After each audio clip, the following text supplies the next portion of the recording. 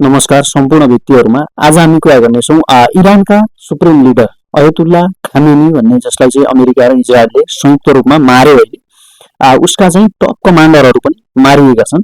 जसमा तपाईहरु फोटोमा हेर्न सक्नुहुन्छ लगभग यी 8 देखि 10 जनाको समूहले चाहिँ के गरिरहेको थियो भन्दाखेरि आजभन्दा 70-80 वर्ष अगाडिदेखि चाहिँ यिनीहरूले नै यिनीहरूका आफ्ना पुस्ताहरूले नै के गरिरहेका थिए भन्दा सम्पूर्ण देशलाई चाहिँ शासन चलाइरहे। यिनीहरू 10 देखि 15 जनाको समूहले आफ्नो देशमा चाहिँ एउटा महिलाले बाल छाडेकै घरमा जेल हाल्ने, उनीहरूलाई बलात्कार गर्ने, हिंसा गर्ने, एउटा व्यक्तिहरूले चाहिँ सरकारको विरोध गरेकै घरमा हैन उनीहरूलाई जेल हाल्ने, मृत्युदण्ड दिने, बारम्बार मृत्युदण्ड दिँदै आएको, सरकारको विरोध गर्नेलाई जेल हाल्दै आएको, मार्दै आएको हैन यस्तो आतंककारी देश थियो इरान। र अहिले इजरायल र अमेरिकाले संयुक्त रूपमा चाहिँ के गर्यो भन्दाखेरि यसलाई चाहिँ बारम्बार भन्दै के आइरहेको थियो भन्दाखेरि तै तेरा देशको नागरिकहरूलाई स्वतन्त्र रूपमा बाँच्न दिनुपर्छ, उनीहरूलाई मृत्युदण्ड दिने काम नगर र युरेनियम संवर्धन यसले चाहिँ न्युक्लियर वेपन बनाउनको लागि लगभग 90% सम्म के गरेको थियो भन्दाखेरि यसले चाहिँ न्युक्लियर बनाउनको लागि युरेनियम संवर्धन गरिसकेको थियो 90% सम्म। अर्थात् हामीले के बुझ्न सक्छौँ भन्दाखेरि इरानले चाहिँ बारम्बार अमेरिकालाई धम्की दिने, इजरायललाई धम्की दिने र छिमेकी राष्ट्रहरूलाई धम्की दिने गरिरहेको थियो। जसमा चाहिँ इरानले परमाणु हतियार हानिदिन्छु, परमाणु छ भन्दै धम्की दिने हैन उसले चाहिँ आतंककारीहरू पाल्ने। जस्तै हामी बुझ्न सक्छौँ इरानमा अमेरिकाले आक्रमण गर्नुका प्रमुख कारणहरू के रहेछन् त? पहिलो कारण छ युरेनियम संवर्धन। अर्थात् इरानले चाहिँ आजभन्दा 1979 देखि चाहिँ इरानको सत्ता चाहिँ कहिले सम्हालेको थियो भन्दाखेरि यो चाहिँ अयतुल्ला खामेनीले सम्हाल्दै आएको थियो। जसमा चाहिँ बारम्बार जब 2015 मा पनि सम्झौता भयो अमेरिकी पूर्व राष्ट्रपति बराक ओबामा र इरानका व्यक्तिहरू बीच, इरानका प्रमुख शीर्ष नेतृत्वहरू बीच के भयो भन्दाखेरि न्युक्लियर हतियार बनाउनु हुँदैन, हामी चाहिँ बनाउँदैनौँ भनेर चाहिँ इरानले चाहिँ 2015 मा बराक ओबामा राष्ट्रपति हुँदाखेरि चाहिँ साइन गरेको थियो एनपीटीमा। एनपीटी भनेको के हो भन्दाखेरि नन प्रोलिफरेसन ट्रेटन भन्छ अंग्रेजीमा भन्नुपर्दा, न्युक्लियर वेपन लगायतका कुराहरू चाहिँ हामी बनाउँदैनौँ भनिरहेको थियो र उसले बारम्बार यसको उल्लङ्घन गर्दै उसले चाहिँ धम्की दिने गरिरहेको थियो। जसमा चाहिँ उसलाई चाहिँ संयुक्त राष्ट्रले पनि प्रतिबन्ध लगाएको थियो र अमेरिकाले पनि प्रतिबन्ध लगाएको थियो, उसलाई यसमा रोक लगाउनुपर्छ भन्दै बारम्बार उसले भनिरहेका थिए। जुन चाहिँ 2025 र 2026 मा चाहिँ 2-3 पटक चाहिँ बैठक बस्दा पनि सहमति जुट्न सकेन, इरानले चाहिँ अस्वीकार गर्यो। यसैको फलस्वरूप चाहिँ अमेरिकाले के गरेको थियो भन्दाखेरि यसलाई चाहिँ अट्याक गर्नको लागि यदि तैले चाहिँ यो विषयमा नगरी भने हामी सैन्य आक्रमण गर्छौँ, हामी चाहिँ तेरा जति पनि परमाणु हतियार बनाउने ल्याबहरू छन्, जति पनि सैन्य जति पनि तेरा चाहिँ ती आँकडाहरू छन्, मिसाइल राख्ने आँकडाहरू छन्, भट्टीहरू छन्, तेरा जति पनि खोरहरू छन्, जति पनि तेरा बङ्करहरू छन्, तिनलाई चाहिँ हामी विस्फोट गरिदिन्छौँ भनेर अमेरिकाले त्योभन्दा अगाडि पनि एकचोटि चाहिँ B2 स्पेक बम्बर, B2 स्टेल्थ बम्बर भन्छ जसलाई चाहिँ अमेरिकाको चाहिँ जुन रडारमा पनि देखिँदैन, त्यसले चाहिँ कतिखेर गयो र कतिखेर मिसाइल हान्यो भन्ने थाहा हुँदैन, त्यसले चाहिँ गएर इरानको न्युक्लियर बनाउने साइटमा चाहिँ ल्याबमा चाहिँ मिसाइल हानेर के गरेको थियो भन्दाखेरि ध्वस्त पारेको थियो। बङ्कर बस्टर भन्ने चाहिँ ध्वस्त पारेको थियो हैन। तर पनि यसले चाहिँ भनेकै नमान्ने। त्यसपछि दोस्रो कारण के थियो भन्दाखेरि ब्यालिस्टिक मिसाइल, अर्थात् अमेरिकासँग पुग्न सक्ने खालका 5500 भन्दा माथिका मिसाइलहरू बनाउन नपाउने। अमेरिकाको उद्देश्य के थियो भन्दाखेरि 2000 देखि 3000 भन्दा माथि रेन्जका मिसाइलहरू नबनाउन पाओस् भन्ने उसको योजना थियो। उसले चाहिँ नबनाओस् भनेर उसलाई भनिरहेको थियो बारम्बार, ताकि त्यसले भोलि अमेरिकालाई के हुन्छ भन्दाखेरि डर हुन्छ, अमेरिकामा हान्न सक्छ त्यसले। त्योभन्दा माथिका रेन्ज 5500 भन्दा माथिका रेन्जका भयो भने त्यसले चाहिँ इजरायलमा हान्न सक्छ भन्ने चाहिँ यिनीहरूले चाहिँ के भनिरहेको थियो, धम्की दिइरहेका थिए, डर देखाइरहेका थिए, तैले चाहिँ यो बनाउन पाउनुहुन्न भनेर। तर पनि इरानले के गरिरहेको थियो भन्दाखेरि बारम्बार बनाउँछु भन्दै बनाइरहेको थियो र त्यसमा चाहिँ खोज तलास गरिरहेको थियो। र त्यसपछि अमेरिकाले र इजरायलले चाहिँ यस्तो गरेपछि हामी चाहिँ अट्याक गर्छौँ भनेर उनीहरूले चाहिँ यो आक्रमणको अहिले फलस्वरूप देखिरहेका छन्। तेस्रो कारण के हो भन्दाखेरि इरानका जति पनि सर्वसाधारण मानिसहरू छन् उनीहरूलाई चाहिँ के अधिकार छैन भन्दाखेरि इरानमा चाहिँ आन्दोलन गर्ने, सरकारको चाहिँ विरुद्धमा उभिने अधिकार छैन। सन् 2025 को अन्त्यमा र सन् 2026 को सुरुवाती चरणमा चाहिँ के भयो भन्दाखेरि आन्दोलन चर्कियो। जुन अमेरिकी राष्ट्रपतिको नेतृत्वमा थियो उनीहरूले चाहिँ भनिरहेका थिए त्यो आन्दोलनमा चाहिँ हामीलाई स्वतन्त्रता चाहियो, हाम्रो देशमा चाहिँ फ्रिडम अफ स्पिच हुनुपर्छ, लोकतन्त्र चाहियो हामीले होइन भनेर चाहिँ उनीहरूले के गर्न लाग्यो भने आन्दोलन सुरु, जसमा चाहिँ हामी सरकारले सुप्रिम लिडर हो यो, यही लगायतका यसका शीर्ष नेता र नेतृत्वहरू, अर्को कमान्डरहरू होइन, डिफेन्स मिनिस्टरहरू होइन, अनि अर्का चिफहरू, यसका जति पनि आर्मीका चिफ अथवा यसका जति पनि है त मिलिट्री चिफहरू छन्, जति पनि उसका चाहिँ उनीहरूले पनि बारम्बार के गर्यो भन्दाखेरि यसलाई चाहिँ साथ दिइरह्यो, उनीहरूलाई चाहिँ नियन्त्रणमा राखिरह्यो होइन। सो उनीहरूलाई नियन्त्रणमा राखिसकेपछि यसले के गर्न थाल्यो भन्दाखेरि 2025को अन्त्यमा र 2026को सुरुवाती चरणमा जुन आन्दोलन भयो इरानमा, त्यो आन्दोलनमा अहिले लगभग 7,000 भन्दा माथि र 30,000 भन्दा तलको हाराहारीमा लगभग 20,000 सम्म त लगभग यसले आफ्ना इरानी नागरिकहरू मार्यो भन्ने तथ्याङ्क बाहिर आयो, जुन अमेरिकी राष्ट्रपतिको पोस्टमा चाहिँ हामीले हेर्न सक्छौँ। लगभग 30,000 इरानी जनताहरूलाई चाहिँ इरानी सरकारले, खामेनी सरकारले मारेको छ भनेर अमेरिकी राष्ट्रपतिले अनुमान लगाएका छन्, उसको पोस्टमा हेर्न सक्छौँ। त्यस्तै अर्को कुरा के थियो भन्दाखेरि इरानले चाहिँ आफ्ना नागरिकहरूलाई चाहिँ के गर्यो भन्दाखेरि मार्ने धम्की दियो, उसले चाहिँ मृत्युदण्ड हुन्छ अब 10 देखि 15,000 नागरिकहरूलाई अब मृत्युदण्ड दिने भनेर, विद्रोहीहरूलाई चाहिँ मृत्युदण्ड दिने भनेर घोषणा गर्यो, जुन घोषणाले विश्व तात्यो।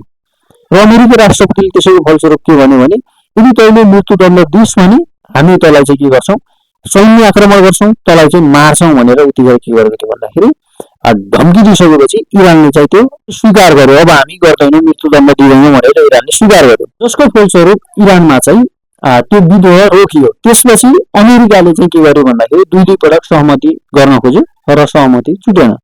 त्यसपछि अमेरिकाले आफ्ना अब्राहम लिङ्कन होइन मिलिट्रीहरू, आफ्ना जति पनि एयरक्राफ्ट करियरहरू छन् उनीहरूलाई चाहिँ के गर्यो भन्दाखेरि सैन्य कारबाहीको रूपमा अगाडि बढाउनको लागि तैनात गर्यो, समुद्रमा चाहिँ तैनात गरिसक्यो होइन।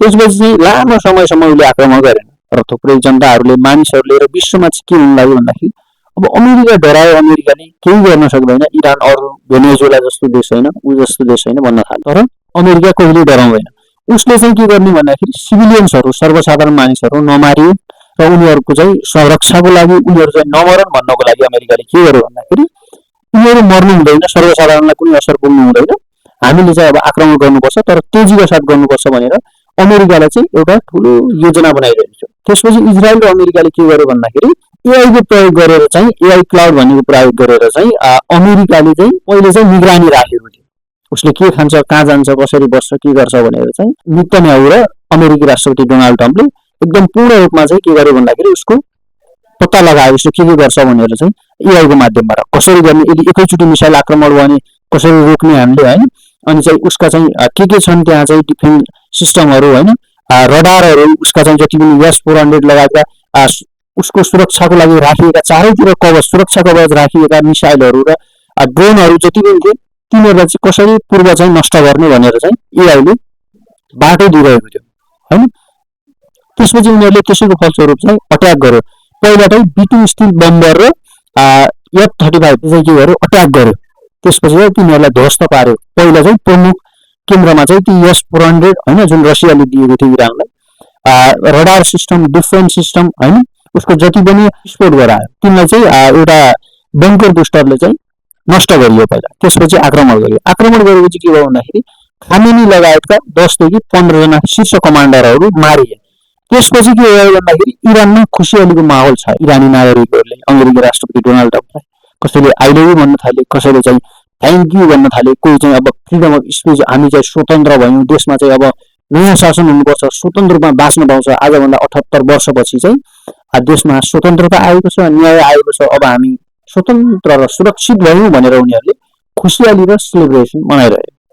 र अर्कोतिर अब त्यसको फलस्वरूप जवाबदेहीमा के गर्न लाग्यो भन्दाखेरि इरानले अमेरिकाका जति पनि सैन्य बेसहरू छन्, Kuwait, Bahrain, UAE, Qatar, Dubai होइन लगायतका सबै देशहरूमा चाहिँ मिसाइलहरू अट्याक गर्न थाल्यो र त्यसको फलस्वरूप इजरायलमा पनि हानिसक्यो उसले। इजरायलका ठुला ठुला मुख्य केन्द्रहरूमा पनि उसले के गरिरहेको छ, हानिरहेको छ। असली चाहिँ नेतन्याहुको अफिस नजिकै पनि हान्यो भन्ने कुरा आयो, तर त्यो हान्दाखेरि चाहिँ इजरायलको एयर डिफेन्स सिस्टमले चाहिँ त्यसलाई उडाइदियो, त्यसलाई चाहिँ आकाशमा नै नष्ट गरेको छ भन्ने कुराहरू पनि हामीले सुन्यौँ। र अब के छ भन्दाखेरि अहिले लगभग अमेरिकाले यो गर्नु जरुरी थियो, इजरायलले यो गर्नु जरुरी थियो, किन भन्दाखेरि हामी अहिले पनि यो भनेको यस्तो टेररिस्ट कन्ट्री हो, इरान भनेको यस्तो आतंककारी देश हो जसले चाहिँ आफ्नै देशका नागरिकहरूलाई चाहिँ इन्टरनेट डाउन गरेर, सटडाउन गरेर आफ्नै देशका नागरिकहरूलाई लगभग 15 देखि 20 हजार नागरिकहरू मार्यो होइन। सरकारको विरुद्धमा हुने रहेछ, जेल हालियो, कति धेरैलाई जेल हालियो, कति धेरैलाई मारियो, कतिको घरबार विहीन बनायो, कतिलाई चाहिँ अस्त व्यस्त बनाइयो है। उसले चाहिँ एक्लौटी शासन गर्छ। इरान भनेको 1979 देखि अहिले 2026 एक्लौटी शासन गरिरहेको छ। जुन शासन एउटा यस्तो शासन हो जसलाई चाहिँ डिक्टेटरसिप भन्छ। एक्लौटी शासन गर्ने लगभग 10 देखि 15 जनाका कमान्डरहरूले चाहिँ पुरै देश सम्हालिरहेका छन्। उनीहरूलाई न कानुन लाग्छ न केही लाग्छ, उनीहरूकै हातमा छ देश। तर त्यसैको फलस्वरूप हामीले अमेरिकालाई हेर्ने हो भने अमेरिकी राष्ट्रपति 2 कार्यकाल भन्दा बढी खान पाउँदैन। अमेरिकामा 1 कार्यकाल 4 वर्षको हुन्छ, अर्थात् एउटा राष्ट्रपतिले 2 चोटि बन्न पाउँछ राष्ट्रपति, जसले चाहिँ 8 वर्ष भन्दा बढी खान पाउँदैन। 8 वर्षमा चाहिँ के हुन्छ भन्दाखेरि राष्ट्रपति फेल हुन्छ। तर के हुन्छ, इरानमा चाहिँ एक्लौटी शासन हुन्छ, नर्थ कोरियामा एक्लौटी शासन हुन्छ, रुसमा एक्लौटी शासन हुन्छ, चीनमा एक्लौटी शासन हुन्छ। अमेरिकामा राष्ट्रपतिले एक्लौटी शासन गर्न पाउँदैन। राष्ट्रपतिलाई नियन्त्रण गर्ने कांग्रेस विपक्षी दलहरू हुन्छन्, जसले चाहिँ के गर्छन् भन्दाखेरि कांग्रेसले चाहिँ संसदमा चाहिँ विपक्षी दलको अनुमति नभएर एक्लौटी राष्ट्रपतिले गर्न पाउँदैन काम। यदि राष्ट्रपतिले आफ्नै मनमर्जी काम गरेमा संसदमा चाहिँ के हुन्छ भन्दाखेरि विपक्षमा भोट आउँछ, विपक्षमा मत आयो भने उनीहरूले चाहिँ के हुन्छ भन्दाखेरि राष्ट्रपतिका जति पनि नियमहरू छन् उनीहरूलाई चाहिँ बारम्बार अस्वीकार गर्छन्। त्यसैको फलस्वरूप अहिले चाहिँ इरानमा के भइरहेको छ भन्दा खुसियाली भइरहेको छ। अमेरिकी राष्ट्रपति डोनाल्ड ट्रम्पलाई चाहिँ थ्याङ्क यू भनिरहेका छन्, उसलाई सेलिब्रेसन मनाइरहेका छन्, लिभ अ लङ लाइफ भनिरहेका छन् होइन, लामो समय बाँचे त भनेर अमेरिका र इजरायली राष्ट्रपति बिजुली नेतन्याहुलाई भनिरहेका छन् लिभ अ लङ लाइफ भनेर होइन। खुसियालीको माहौल छ। हामीले हेर्ने भनेको त्यो देशको स्वतन्त्रता हेर्ने हो। आखिर अमेरिका र इजरायलको यो कदम राम्रो कि नराम्रो? यो इजरायल र अमेरिकाको यो कदम एकदमै राम्रो हो मानव हिसाबले। अब अर्को कुरा भनेको अब हामी मेन कुरा 3टा कुरा बुझौँ। इरानले चाहिँ विश्वको दोस्रो अथवा तेस्रो आतंककारी देश हो इरान भनेको, हामीले गुगलमा पनि हेर्न सक्छौँ। पहिलो कुरा बुझौँ हामी, इरानले चाहिँ के गरिरहेको थियो भन्दाखेरि इजरायलमा चाहिँ हमासले जुन आतंक मचाएको थियो, जुन सर्वसाधारण मान्छेहरूलाई चाहिँ भइरहेकोमा होइन एउटा मनोरञ्जन गरिरहेको समयमा 81 आक्रमण गरेर ती आतंककारीहरूले जसरी चाहिँ इजरायलमा चाहिँ मानिसहरू मारे, अस्तव्यस्त बनाइयो, कसैलाई बलात्कार गरियो, कसैलाई चाहिँ झुन्ड्याइयो, कसैलाई चाहिँ गोली हानेर मारियो, टोयलेटै भित्र मारियो होइन, सबै कुराहरू विस्फोट गराइयो, मिसाइल हानियो होइन, कसैलाई चाहिँ लगभग 500 देखि 600 जना लिएर बङ्करभित्र चाहिँ लगभग 1-2 वर्षसम्म चाहिँ कैद बनाइयो, उनीहरूलाई चाहिँ धम्की दियो, मारियो होइन, भोकभोकै राखियो, सडाइयो। यस्ता कामहरू, यस्ता आतंकवादहरू कसले मचाउँथ्यो भन्दाखेरि इरानको नेतृत्वमा इरानले हरेक वर्ष कसलाई पालिरहेको छ भन्दाखेरि हमासलाई पालिरहेको छ होइन, लेबनानका हिजबुल्लालाई पालिरहेको छ, यमनका हुतीलाई पालिरहेको छ र इराकका विद्रोहीहरूलाई छ। र इराकका विद्रोहीहरूलाई आतंककारीहरूलाई के गरिरहेको छ भन्दा बारम्बार पालिरहेको छ। लगभग $700 मिलियन अमेरिकी उसले चाहिँ हरेक वर्ष के गर्छ भन्दाखेरि यी आतंककारीहरूलाई पाल्नको लागि दिने गरेको छ। जसको फलस्वरूप अमेरिकाले के गर्ने भन्दाखेरि यसलाई चाहिँ रोक्नुपर्छ, तैँले आतंककारीहरूलाई पाल्नु हुँदैन भनेर अमेरिकाले बारम्बार भन्दै आइरहेको छ। तर पनि यिनीहरूले मानिरहेका छैनन्। यो नमानिसकेपछि अमेरिका र इजरायलले आक्रमण गर्न जरुरी थियो र गर्दा पनि एकदमै राम्रो भएको छ। अझै गर्नुपर्छ, यी आतंककारीहरूलाई मेटाउनै पर्छ विश्वबाट। हामी यहाँ स्क्रिनमा हेर्न सक्छौँ, यी भनेको के हो? लेबनानका हिजबुल्लाहरू जसले आतंक मचाइरहेका छन्। यिनीहरूले विश्वमा चाहिँ आतंक मचाउने, इजरायलका सर्वसाधारण नागरिकहरूको जीवन अस्तव्यस्त र गरिबीमा पार्ने, उनीहरूलाई चाहिँ घरबार विहीन बनाउने होइन, यी काम चाहिँ आतंक मचाउने काम यिनीहरूले गरेका थिए, जुन चाहिँ इरानले बारम्बार पाल्दै आएको छ। त्यसै गरी यी हमासका आतंककारीहरू यिनीहरूले चाहिँ बारम्बार चाहिँ के गरिरहेका छन् भन्दाखेरि यिनीहरूलाई हेर्दै पनि कस्तो चोर जस्तो देखिरहेका छन् होइन। यस्तो आतंक मचाइदिएको यिनीहरूले विश्वमा चाहिँ यिनीहरूको हातमा यदि परमाणु हतियार परिदिएको भएखेरि यिनीहरूले चाहिँ के गर्थ्यो भन्दा इजरायललाई नक्साबाट मेटाइदिन्थे। यिनीहरूले चाहिँ सर्वसामान्य व्यक्तिहरूलाई चाहिँ धम्की दिने होइन, यिनीहरू चाहिँ एकदमै विश्वको नम्बर 1 टेरोरिस्टको लिस्टमा पर्छन्। तपाईँहरू स्क्रिनमा हेर्न सक्नुहुन्छ। आतंककारीको नामले यिनीहरूलाई बुझ्न सक्छौँ होइन। यिनीहरूलाई चाहिँ के गरिरहेको भन्दाखेरि इरानले पालिरहेको छ। अब यी हेर्न सक्छौँ हुती विद्रोहीहरू। हुती विद्रोहीहरू यति डेन्जर छन्, यिनीहरू एउटै किसिमका छन्। हामी यहाँ हेर्न सक्छौँ स्क्रिनमा, यी हमासका विद्रोहीहरू हुन्, यी भनेको हिजबुल्लाका विद्रोहीहरू हुन् र यी भनेको हुतीका हुन्। यति खतरनाक छन् कि आतंककारी लिस्टमा छन् यिनीहरू। यिनीहरूले चाहिँ सारै विश्व नै अशान्ति बनाइदिएका थियो, जुन कारण अहिले हामी विश्वले भोगिरहेको छ। र यिनीहरूकै कारणले अहिले इजरायलमा कति धेरै ठुला युद्धहरू भए होइन, इजरायल र हमासबीच। र त्यसको टप कमान्डरको लिस्ट भनेको यो हो, टप कमान्डर जसले चाहिँ कमान्ड चाहिँ लिड गरिरहेको थियो। यो आतंककारी मर्नु पनि जरुरी थियो, यो आतंककारी मर्नु पनि जरुरी थियो। यसलाई मार्दा पनि खुसियाली नै मनाइरहेको छ, कोही दुखी छैन। तर केही पत्रकारहरू लिएको तपाईँहरू स्क्रिनमा भिडियो हेर्न सक्नुहुन्छ। यो पत्रकार किन रोइरहेको छ भन्दाखेरि इरानमा चाहिँ जति पनि न्युजहरू छन्, जति पनि सञ्चार माध्यमहरू छन्, इरानले चाहिँ के गरेको छ भन्दाखेरि आफ्नो नियन्त्रणमा राखेको छ, इरानी सुप्रिम लिडरको सरकारको नियन्त्रणमा छ, जसको फलस्वरूप उसले चाहिँ आफ्ना भाइ जस्तै मानेर उसलाई चाहिँ आफ्नो नियन्त्रणमा लिएको छ। त्यसैले यिनीहरू रोइरहेका छन्, पत्रकारहरू, जर्नलिस्टहरू। तर जनताहरू एकदमै खुसी भइरहेको छ। त्यसै गरी हामी हेर्न सक्छौँ यी आतंककारीहरू, यी इराकका विद्रोहीहरू हुन् है, विद्रोहीहरूले चाहिँ देशमा अशान्ति फैलाइरहेका थिए बारम्बार।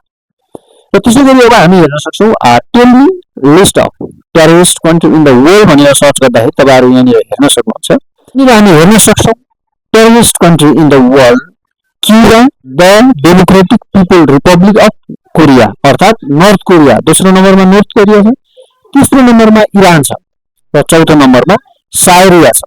अर्थात् यी चारवटा देशहरू आतंककारी देशको लिस्टमा छन्। यसमा चाहिँ दुई डिक्टेटरशिप देश भनेको को हुन्, नर्थ कोरिया र इरान हुन्, जसमा चाहिँ यी आतंककारी देश हुन्। तपाईँहरूले हेर्न सक्नुहुन्छ, जसको फलस्वरूप अहिले जनताहरू खुसियाली मनाइरहेका छन्। तपाईँहरू यसमा भिडियो पनि हेर्न सक्नुहुन्छ। यसरी अमेरिकी राष्ट्रपति डोनाल्ड ट्रम्प र इजरायली राष्ट्रपति बेन्जामिन नेतन्याहुलाई चाहिँ लिभ अ लङ लाइफ भनेर मान्छेहरूले खुसियाली मनाइरहेका छन्, खुसियालीमा रोइरहेका छन्, उत्सव मनाइरहेका छन्। जुन आजभन्दा 30-40 वर्षपछि चाहिँ देशमा स्वतन्त्रता आएको छ, जसको कारणले एकदमै मान्छेहरू खुसी छन्। यदि यी आतंककारीहरूको हातमा परमाणु गइदिएको भए तपाईँ आफै कल्पना गर्नुहोस् के हुन्थ्यो विश्वको। अमेरिकाको यो योजना एकदमै राम्रो छ।